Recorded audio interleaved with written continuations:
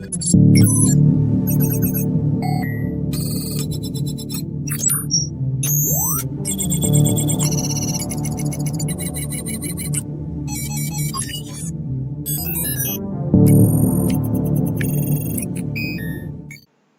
this is Subhodeep again, and before going any further, I really want to apologize for being late. I had my semester exam, so I had four of my subjects. I had to appear for database management system, which was a practical exam as well as theory exam, so two exams. And I had to appear for object-oriented programming with Java, which was again two exams because of theory and practical.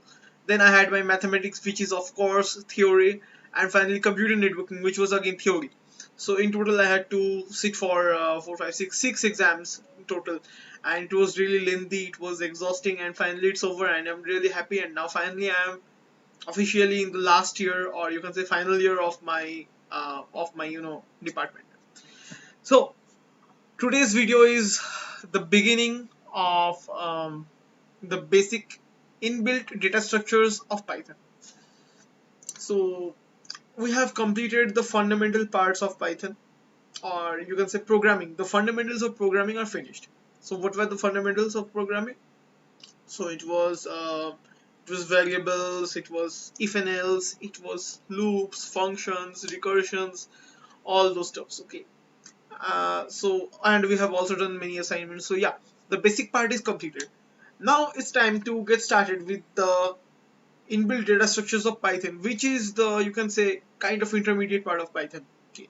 And this is where you can realize the power of Python over other languages, the power over other languages, the advantages you get in Python which you do not get in other languages. Okay. So why okay, before why, what is data structure? Let's understand what is data structure. Data structure is nothing but a collection. Listen to my words very carefully. Data structure is nothing but a collection of data in an organized format. That is a data structure. So let's say you have a bookshelf, right? So you keep the books, you keep all the books in the bookshelf, right? So let's say you don't have bookshelves. All the books will be scattered on your beds, and your room will be a mess, and it won't look at all nice. And also, nice is secondary. But let's say if you want to find a book of, let's say, Java programming. Okay, so you are a Python programmer, and suddenly one day you felt that, okay, let's check out Java. So generally you will have Python books all around you, but you remember you have bought Java books also. But if you don't keep the things in an order, or in a proper structure, or maintain the place where you keep the things, you will forget, right? Then you will have to search for, you'll have to go like, okay, like this, and you'll have to search in the bed itself, or wherever you keep all the books, and it will take a lot of time. But let's say if you know a particular location where the book is kept, you will just go there and snap, you will take the book. But you know if you do not have a proper storage, or if you do not have a proper location to store your things in an appropriate manner, you will take a lot of time. That is the first thing. Second, you may or may not find it at all. Third, it will be obviously untidy, right? It will be untidy, it will. And finally, it will create a lot of complexity. And it will create a lot of redundancy. Why redundancy? Let's say you have four rooms, right? You have four rooms, and you have kept your water bottle in any of the four rooms. So let's say you go in a room, and then you search all of the things, you cannot find the water bottle. You go to the second room, you search all those things, you cannot find the water bottle, and you do the same thing for next two rooms. Okay, you couldn't find the water bottle. Now you are asking yourself, did I do it right?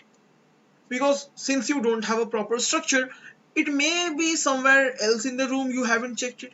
So you will go back to again room 1, and it will start from there again, once again. So again you will continue room 1, room 2, room 3, room 4. Then maybe you again think that maybe I haven't searched all the places that I should have searched, and it will go again and again and again. So it will be inefficient, it will be complex, it will be redundant. What is redundant, by the way? Redundant is the repetition process, or you can say loops. Simple. You are doing the same thing again and again, but it is wasting your time. You cannot find a thing easily, right? So this is why we need a structure. We need a proper structure. You have a bookshelf to store books, right? You have a you have a place to where you keep all your dishes, right? You have a container where you store all your food products. You have a purse where you keep your money. Let's say you don't keep your money in the purse. Let's say you keep it scattered, and all of a sudden you need some reasonable amount of money, and it will take a lot of effort to find all those money. If the money is scattered all over the room, right? You will keep on, keep on searching things like, okay, let's search, but you cannot find it. So it will create a very difficult situation. This is why data structures are very important. And data structures are also really, really, really very important in the world of IT. Especially if you are going for a software engineering jobs, you need to master data structures and algorithms. I've told you what an algorithm is. Algorithm is just the process of doing something. If you have watched all my videos, you know what an algorithm is. All the things we do in a program, okay, from the start to the end, is an algorithm, right? Algorithm is a set of instructions to complete a particular work. So that is an algorithm. So this is really, really important if you're looking for a job. And to be honest, today I'm not going to say much, or today I'm not going to give much pressure. But from the next day, we are going to do it extensively. And okay, before that, that is, now you know what a data structure is. Data structure is a collection of data. That's it. A collection of data organized in a proper format. Let's say you have a phone book. You have seen a phone book. Okay, let's say you have a contact. Each and everyone has a contact app in your phone, right? So my name is, let's say, Adam. Your name is Bob. Her name is Charlotte, or or another girl's name. Or let's see. Okay, I cannot find another name. So A, B, C, D, E, F, G, H, okay, A to Z. Now, if you start the contacts app and you need a person with a name of S, let's say you need my name, Subhodeep, right? So, will you search A, then B, then C, D? No, obviously you won't, because you know the data is structured in a nice way. So you can directly go to the S section, the place where all the names are, where all the name starts with S, right? You will go there, and there you will keep scrolling until you find my name. But just think, if the names were all scattered, it would have been much difficult to find my name. It may be anywhere in the list, it may be anywhere, and that would cause real problem. Okay, that's why you need data structures, and data structures solve many complex problems of the real world, right? So what are the built-in, and why am I saying repeatedly that it's built-in? This is because Python provides us built-in data structures. And what are built-in data structures? Data structures that we don't have to create by ourselves. Let's say you need a data structure yourself, okay, and you need to code it out in languages like C, C++, or even Java. You don't get a you really don't get a data structure unless and until you import some libraries or some other things. You don't really get a data structure. So you need to write your own data structure. You need to write your own format. So that is a sometimes a big problem. But in languages like Python, you get some of the very important data structures already built inside the program, or you can say Python, so that you don't have to make it by your own, because creating a data structure is complex. Let's face it, guys, creating a data structure is sometimes complex. And there are all sorts of data structures like stacks, queues, heaps, trees, graphs, all those things. So they are quite complex. So some of the basic data structures of Python are, we start the list off with lists. Yeah, the list starts with lists. So the first data structure of Python is lists. Lists are one of the most important data structures of Python. You will be needing them, you know, countless number of times. You will be needing them. The second data structure is strings. You all have worked with strings, right? Strings are names, right? Strings are just English or any language's sentences. Let's say, I am a good boy. So this is a sentence, this is a string. You have worked with strings. So your name is a string, my name is a string. I have already said those things. But why am I saying that strings are a data structure? This is because if I say apple, what is the spelling of apple? Apple. This is the spelling of apple. Now, can you further break it down? Can I break down apple into Apple into 5 different alphabets? Yes, I can. That's why string is a data structure. String is a collection of characters, or you can say string is a collection of alphabets, or you can say both. But generally, the first definition is preferable because it can be a number, it can be an alphabet, it can be anything. So string is a collection of characters. Now what are characters? Characters are those things which cannot be broken down. So let's say you have A. Can you break down A? No, you cannot. Can you break down P? No, you cannot. Can you break down L? Nope. E? No. But can you break down apple? Yes, you can. You can break it into 5 different, alphabets. But those 5 different alphabets cannot be broken down further. So this is why a string is a data type. Or you can think like this also, that okay, do you remember what happens when I used a for loop for a string? Let's say Subhodeep. So for x in Subhodeep, print x. What will happen? So every alphabet will be printed out. So that means it can be further broken down, right? Now let's say you have a big string. Let's say my name is Swarnali. Let's say. So can you break it down? You can break it down multiple times. Why multiple times? My name is Swarnali. So how many parts? My name is Swarnali. So there are 4 parts, right? Now can you further break it down? Yes. In my, you can break it down M and Y. In name, you can break it down NAME. And then you can break it down is IS. And you can also break down the word Swarnali. Okay. So now you can break it down multiple times. So you need 2 for loops for that. But can you notice this, that you can break down strings? So we can do amazing stuffs with strings, which we will look on, and you will find literally amazing, because strings are very, very, very easy, as well as useful. That's the most important point. Strings are very useful, and I guess you guys know that how important strings are. Remember last time we did our assignment, there was an output variable where we used to add the number info. If you have done my assignments, you might remember that all we did was adding things or adding words to output.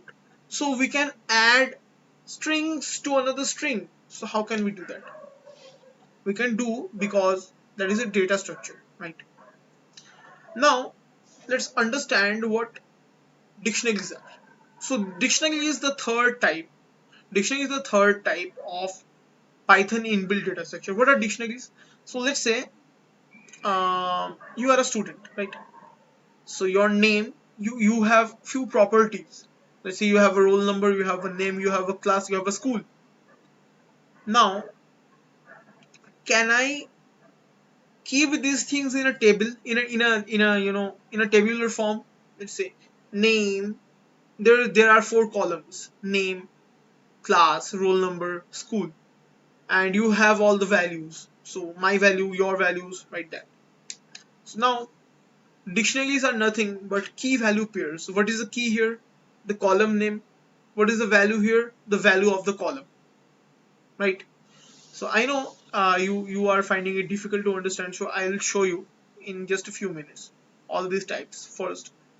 And the next is tuples. What are tuples? Tuples are tuples have very few functionalities, but yeah, it is important. Tuples are important actually. Tuples are just like list, and you can store data inside it. That's it. I will show you all of these in very depth, but I'm just giving you an introduction just.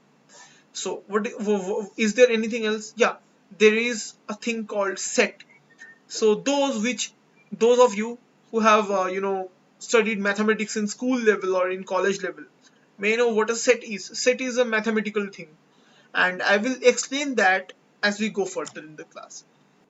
So let's get started with the first topic, which is lists.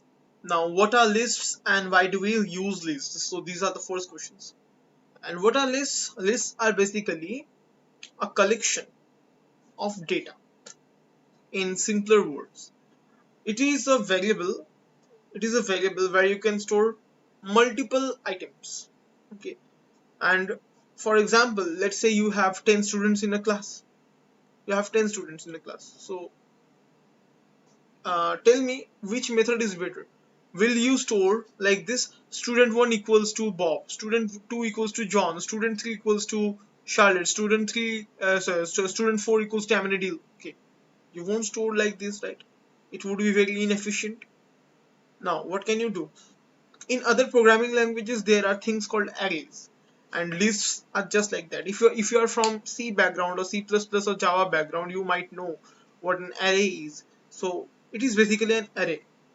Now for those who do not have any coding experience, for them it is just a place to store multiple values. So you can store 10 students in a single place, in a single container, and that container is called the list. Now the thing is, lists can contain any data types. In fact, lists can contain lists itself.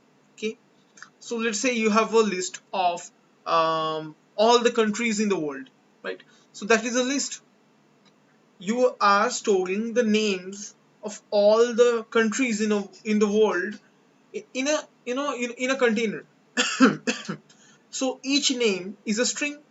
So basically you are storing string in a list. You can also store integer, you can also store float. In fact, you can even store list itself. You can store tuple, you can store set, you can store dictionaries. You can do anything. So lists are containers which has the capability to contain other objects of any data type. Now let me give you a brief example. Okay, exit.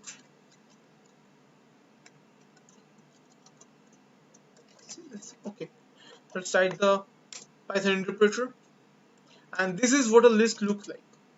It starts with a curly, it starts with a square bracket. I'm sorry, it starts with a square bracket and ends with a square bracket, and whatever you put between these will be the elements.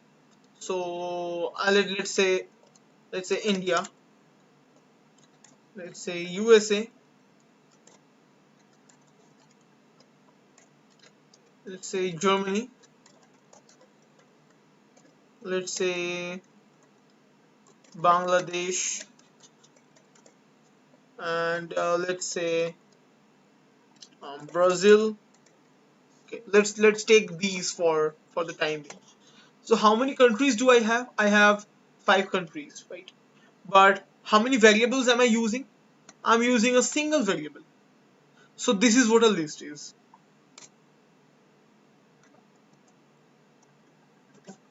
Okay, so we have our lists. Now if I say for x in A, print A, print x, as you can see, every element of the list is printed out. So we are separating multiple elements using this comma. We are using commas to separate every element of the list. So there are total 5 elements, and we are separating them using these, right? We can also store, and these are elements. Now, what is the position of India?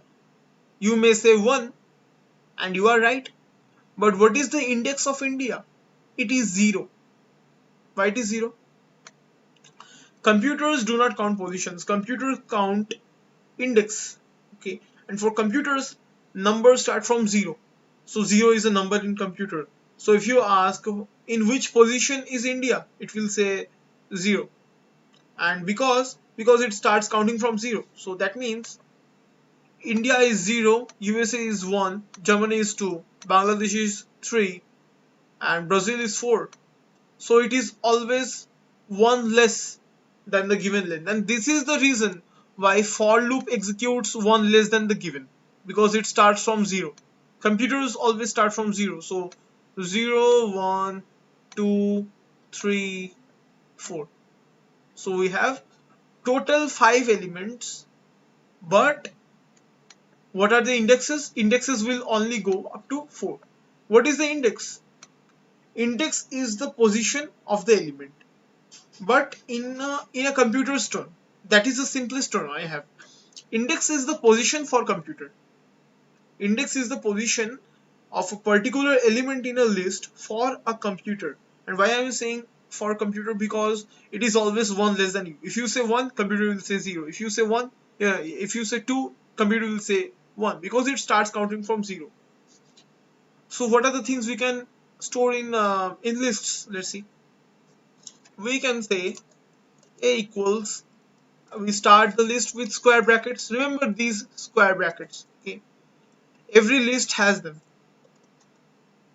Now if I say 1, 2, 3, so these are integer, and we can say 4, 5, right? We have it. Now if I say sum, okay, so there are many functions we can use on it. So let's say sum is a function, and we give a, so it gives us the sum of all the numbers, all the elements. So all the elements are of integers, so there is no problem. So now it can add them nicely, and that's why 1 plus 2 plus 3 plus 4 plus 5 gives us 15. This is sum. Now if I want to find the maximum number present, so max, I will use max function, max a. So I am asking, hey, give me the maximum number you have. So the maximum number is 5. Similarly, we have a min function a, and this basically means what is the lowest number, what is the smallest number in the list. So it is 1, so it gives us that. Is there an avg function? Okay, there's no. Okay, and we have a len function, len a. Yeah, so what is the length? Just like in strings, the length would be the number of alphabets. Here it will be the number of elements. So 1, 2, 3, 4, 5. So we have 5 as length. This is the length of a list, right? So these are the functions we can use on lists, and these are very common functions, so you can keep a note of these things. Now we will look into the inbuilt methods of lists. So if I say a dot append, it means add to the end of the list. Let's say I add 6. What is the value of a? 1, 2, 3, 4, 5, 6. As you can see, 6 has been added to the end of the list. But again, if I say a dot append, let's say okay.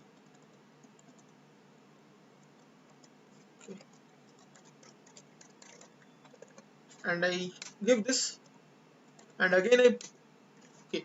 So the name Shrestha, which is a string, has been added to the end of the list using append. So append is a method. Okay, append is a method of the object list. So list is the object and append is the method. So a dot append means add anything to the list. at the end of the list, Shrestha is added. Now similarly we can say a dot pop,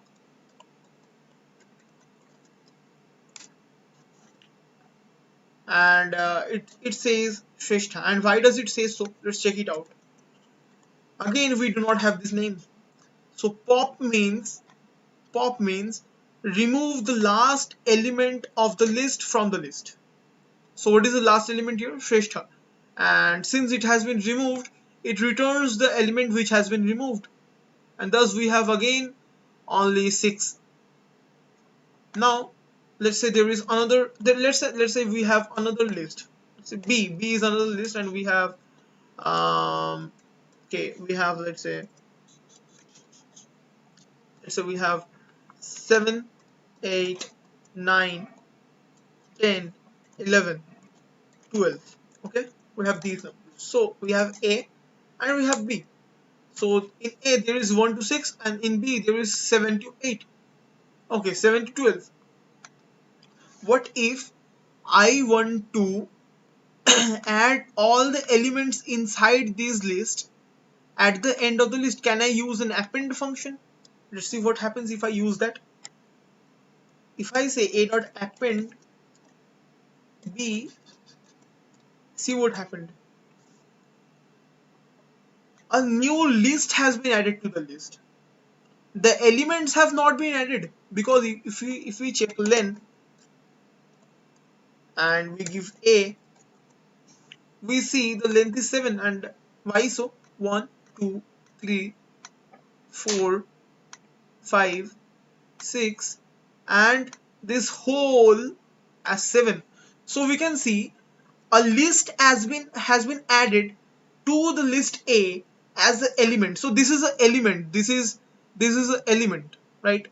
This itself is an element, and we don't want to do that. We want to add all the elements in list B to the end of the list A. So we can say a dot, okay, just remove this a dot pop, just remove the thing. Okay, I removed it successfully. Now I can say a dot extend.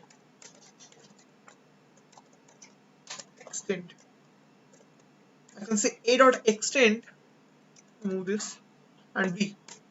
Now see what happens. Now if I check len A, we get 12. From 1 to 12. So now we get 12. Why is it so? Because check the differences. 1, 2, 3, 4, 5, 6. These are elements, and this whole is an element. But here 1, 2, 3, 4, 5, 6, 7, 8, 9, 10, 11, 12 all are individual elements. Okay, all are individual elements of the list. But here this one is not an individual, this one is also an individual element of the list. These things are not counted as individuals. These things are treated as a whole. So this is why the length is 7 here, and this is why the length is 12 here. That's the logic. Now there are some other methods as well. Let's say we have a dot remove. So remove is a method which we can use to remove a particular element. So let's say I want to remove 8 out of list. As you can see, there is no 8.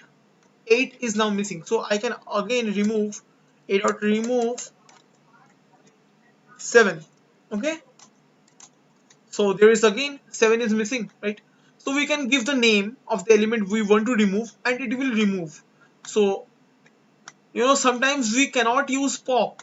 If I use pop, let's say I use a dot pop. Let's say I want to remove this element. But if I say a dot pop, it will remove this element, and I don't want this to happen. This is why I have to mention the particular element of the list. So that's why I can use remove, and let's say I want to remove 9 out of the list. So see, 9 is now missing. So remove is another method. Now there is another method which I don't use often. So it is a dot copy. Okay, before going to that, we can also insert. If I say a dot append and I say, let's say 15, okay, I want to append 15. So 15 has been added to the end of the list. Remember that, end of the list. But let's say I want to add 15 not here but between 4 and 5, right? So how can we do that? So first let's remove this 15, a dot pop. Okay, now what is the index of 4? Okay, what is the index of 5? 0, 1, 2, 3, 4. So the index of 5 is 4, right? So I can say a dot insert index and object. So I replace index with 4 because 4 is the position of element of this element. And what do we want to insert? We want to insert 15. Okay. So now you can see 15 has been added between 4 and 5 has been shifted. So now the total length is, remember this very carefully, insert method does not replace the method. So many guys think that insert 4, 15 means replace the element at 4th position with this element. No, this is not the case. The case is put this element at the position 4. Put 15 at the position 4. That means put 15 at the position of 5 and shift 5 rightwards. So this is what happened. 5 has been, 5 has been entered into the position of sorry, I'm really sorry. 15 has been entered into the position of 5 while 5 has been shifted rightwards. So this is what insert does. Now there is another method which I do not use very often, which is a.copy, and it will basically give you a copy of this method. I'm sorry, this will give you a copy of this list. So a.copy will give you a copy of a, which you can use further. Okay, so I can say c equals to a.copy.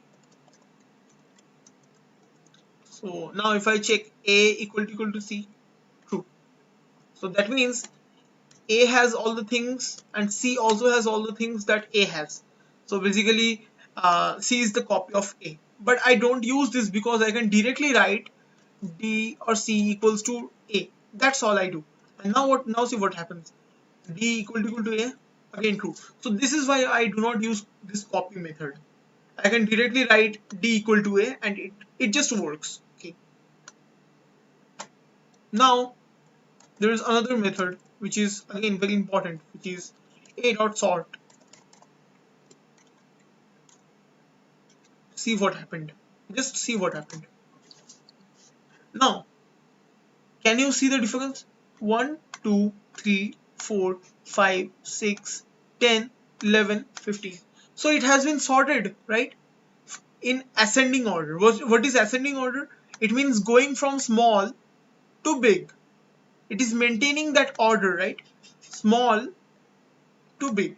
So this is the smallest number and this is the biggest number, and it is increasing 1, 2, 3, 4, 5, 6, 10, 11, 15. But here it is unsorted. 1, 2, 3, 4, 15. 15 is greater than 4, but then after 15 comes 5, which is less than 15. After 5 comes 6, after 6 comes 10, which is again bigger than 16. Okay, 6. So this is unsorted. But if you use this one, this will modify the list. But sometimes, so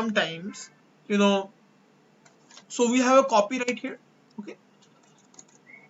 So sometimes we do not want to modify the original list. This modifies the original list, right? As you can see, I have used sort method on list A. and it has modified the original elements of the list. So it was 1 2 3 4 15 5 6 10 11, and now it has sorted this into an ascending order: 1 2 3 4 5 6 10 11 15. And sometimes we do not want to modify the original values, so what can we do instead? We can say sorted, and I can give D. But sorted is a function. Sorted is not a method, it is a function. Okay, it does not modifies the values of the argument. It just shows or gives or returns a list, returns a modified list, but it does not modifies the original value. So if I say, if I just say print D, I'm sorry, did I actually copy that? Okay, I'm really sorry for that. Just hold on. So let's say I have a list called A is a list, and I have elements like 7 8 2, and I have then 90, then I have 2, then okay, not 2, 6, then not 6, 120, I have 3. Okay, so this is an unsorted list. Now let's make a copy of the list. Okay, C equals to A dot copy.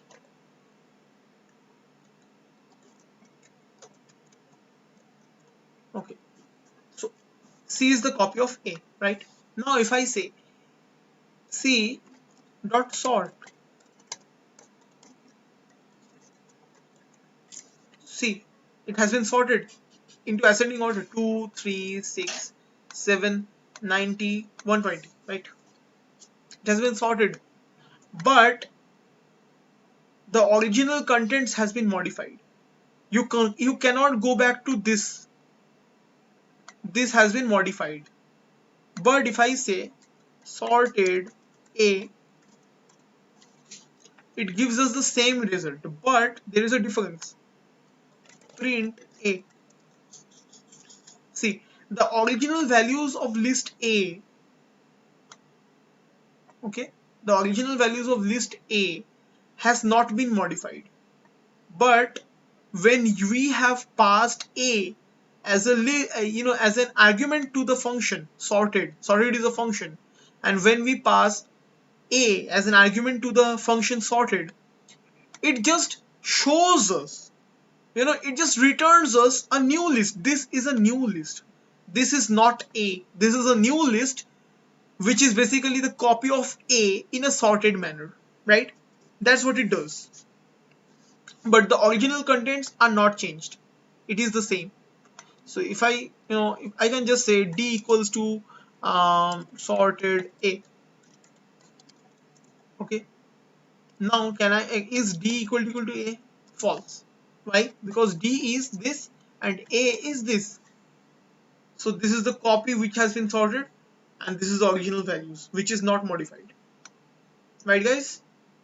So these are the most important methods and functions which are used for lists. And now you guys know how a lists look like, and how lists works in Python. So now let's again do these things. There is a demo list, and what a list can contain, it can contain these things. It can contain an integer, it can contain a 5.99, it can contain a float, it can contain a true false, it can contain a false, it can contain a list itself, it can contain a list itself: 5, 6, 7, 8, 9, okay, whatever. It can also contain strings, okay. It can also contain strings. It can also contain dictionaries. Oh damn. Okay, I have to write it again. Damn.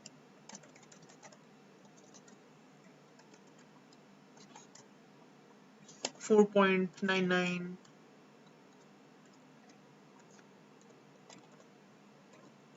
It can contain a list. It can contain a string,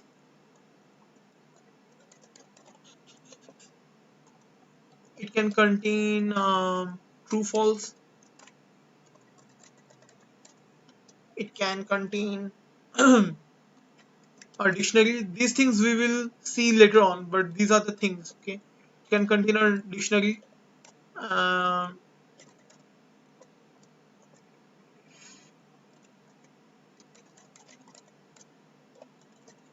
okay, and it can also contain a tuple.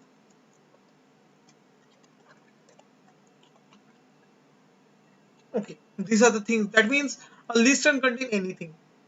List can be anything, right? So these are the values, as you can see.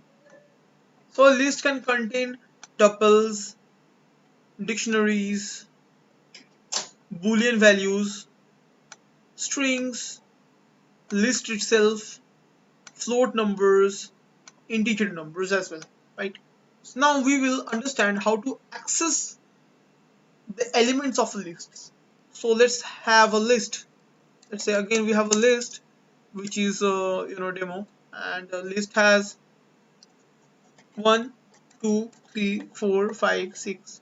Okay, this is very common. Okay, so let's take the name of countries: India, Japan, USA,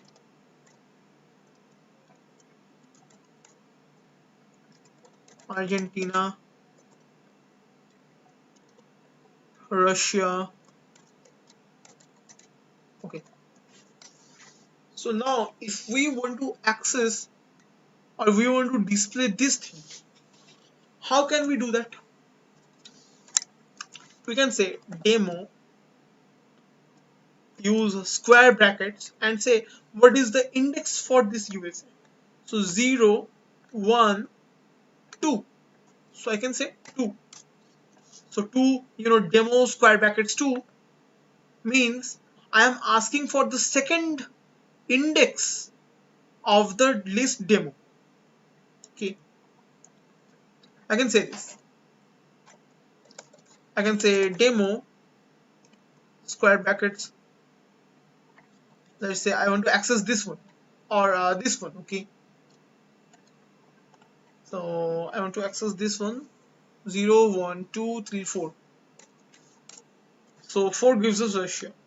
Now let's say you do not know what is the you do not know the last element. You want to access the last element regardless of the length of the list. So in for this example, you know the length of the list and you know the last index. What is the last index? 0, 1, 2, 3, and finally 4. But if lists are of 100 elements or 1000 elements or 1000 and 10,000s of elements, you won't know. So let's say I just add some more elements here. Let's say I want to add France, and I again add Italy. So now you want to access the last element, and let's say you do not know the index. So how can you do that? Length. First you have to find out the length of the list. So length is 7. Length is 7. So that means there are 7 elements, right? And if there are seventh elements, what can be the maximum? You can say what is the maximum index? So the maximum index is always 1 less than the length.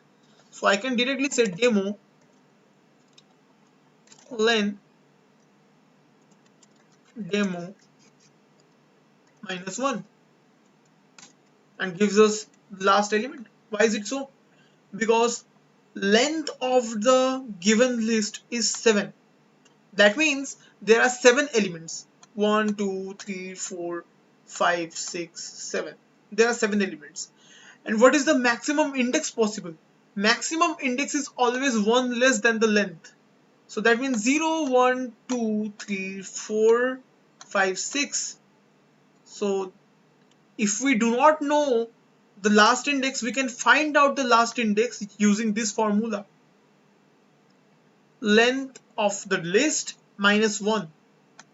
And we are sending this because basically len demo minus 1 will give me 6, and I can say 6. So this and this is same. I hope you guys get it.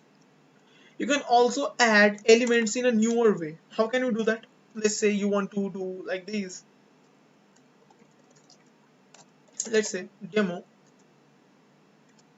How many index do you have? You have 6 maximum index. So let's say I add a 7th, or I can say 8th element, 7th index equals to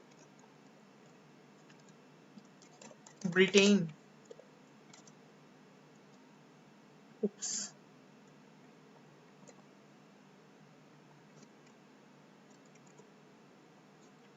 Oh, I'm really sorry. The last element is okay. I can change the element. Okay, cannot insert it.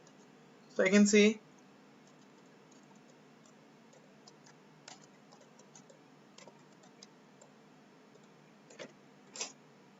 so. Now the last element was the last element was Italy, right? And the index of it was 6. So I have just changed it to Britain, and you can see that, you can check that. See, the last element has been changed to Britain, as you can see, right? I can also say demo 0, 0 is the first element, equal to let's say Germany.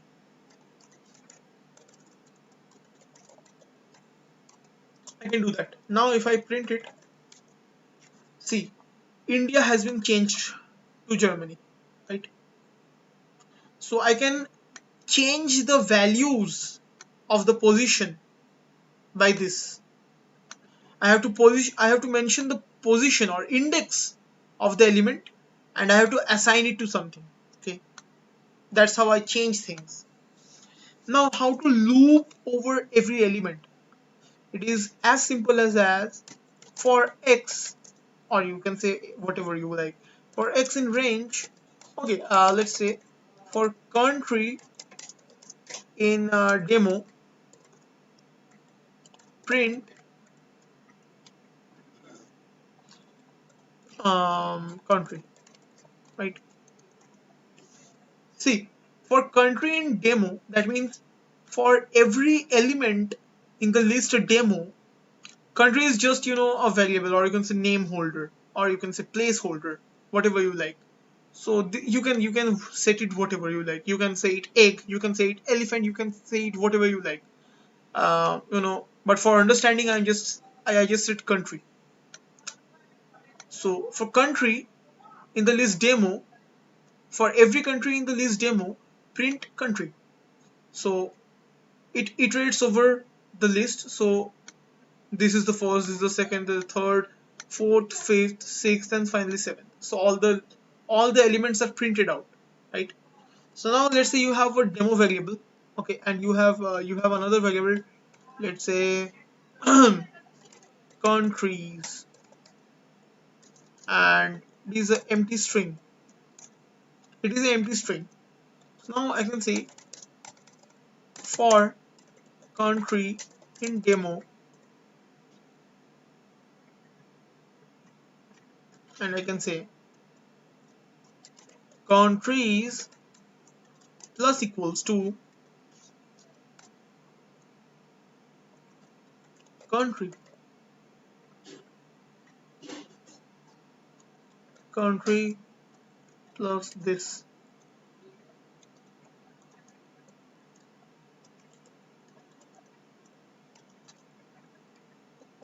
Okay, right.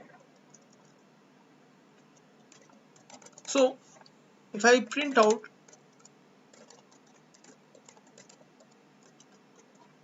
see, I have all the countries in a single variable, right? I have all the countries in a single variable, and this is a single variable. Remember this is a variable, not a list. This is just a variable, and what we are doing is just appending, or you can say just concatenating the country names into this. So for every country we are adding the country name to this variable, right? We can do this because string is a data structure as well. So this is how we loop. Now there is another concept. Let's say I want to find the index of every element, so I can say for countries, okay, first let's say index comma country in demo, and you just add a function enumerate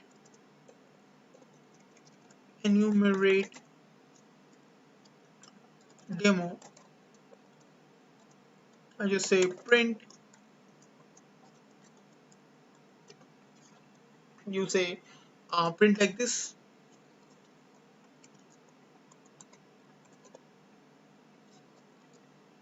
index, and you just print the country. See, you get it, right? So let's say you want to get the index of the element as well. You can use this function enumerate and then pass the list as an argument, right? You can pass the list as an argument, and then you can use the index. So there are two placeholders, or you can say two variables, index and country, because enumerate function will give you it will return you two things. First is the position or index of the element, and next the element itself. So that means this is 0, this is Germany, then this is 1, this is Japan, then this is 2, and this is USA. So this is how it works. Enumerate function returns the index or position of the element as well as the element itself, so that you can work with both of them. So let's say you have a list of let's say programming languages. Okay, so you have a list for languages, and it has names of all the popular languages, like Python, um, and say Java, C, C++, and anything else. Well, okay, that's it for now. Okay, Python, Java, C, and C++. Okay,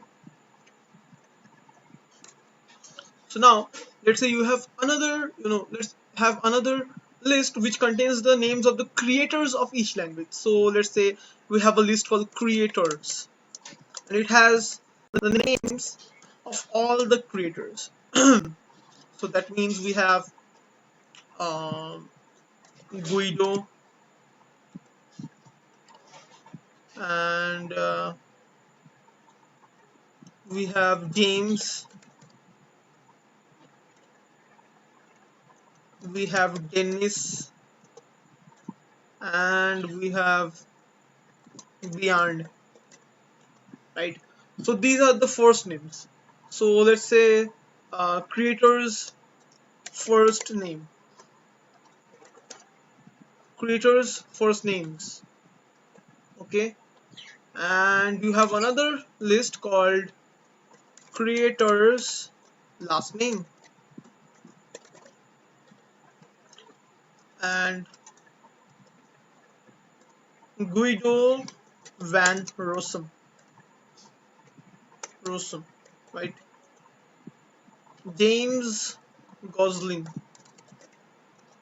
Dennis was Richie, and beyond it was Stroud Soup. Okay, so as you can see, Python's creator was Guido, whose last name is Van Rossum. Java's creator was James, whose last name was Gosling. C's creator was Dennis, whose last name was Ritchie. And C++ creator's name was Bjarne, whose last name was Stoutstrup, right? So now let's say I want to print this as a statement. I want to say for every language I can say Python was made by Guido van Rossum. Okay, so I just want to say this, right? I want to say these statements. Python was made by Guido van Rossum, or let's say I want to say Java was made by James Gosling. Right? I want to say all these stuffs. But how can I say these things? Because these things are separated in different lists. The languages is a different list. Creators' first names are different lists. Creators' last names are in a different list. But do you notice that the zero element, or you can say the zero, the element at the zero index of languages is Python, and Python was made by Guido, which is again the zeroth element, or you can say the first element of the creator's first names. Again, the Guido's last name was Van Rossum, which is again the first element of this list. Again, Java, which is the second element in the list, has the creator James, which is again the second element of the list, whose last name was Gosling, which is again the second element of the list. So you can say these are connected. Python, Guido, Van Rossum. So all first element. Java, James, Gosling. All are second element. C, Dennis, Ritchie, third element. So these are like connected like this. But how can you print those statements? So we can say for language, this is a variable, first name, last name. So we have three variables. So this is the first variable, language, which we will use to iterate through this list. There is a second variable called first name, which we will use to iterate or loop over this list. And we have the last variable called the last name, which we will use to iterate over this list. Now we will say in there is a new function called zip, and in zip we can just pass the arguments, pass the lists as an argument. So we can say languages, we can say creators first name, and we can say creators last names.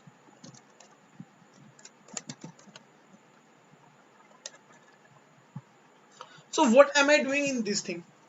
I am combining the lists together. So this is the first list, this is the second list, and this is the final list. So I am combining all of them using this function, because I know the length of all the lists are same. The length of this list is 1, 2, 3, 4. The length of this list is again 1, 2, 3, 4. The length of this list is again 1, 2, 3, 4. So since all of the lists are having the same number of elements, we can use zip function to combine all of them. Right? I hope you get my point. Print, we will use the format string and say language was made by first name, give a space, last name. As you can see, we got our result. Python was made by Guido van Rossum, Java was made by James Gosling, C was made by Dennis Ritchie, C++ was made by Bjorn Stroustrup. So we got our result. So we can use zip function to combine the lists with same number of elements. Remember the last three words. The list must be in the list must have same number of elements, right?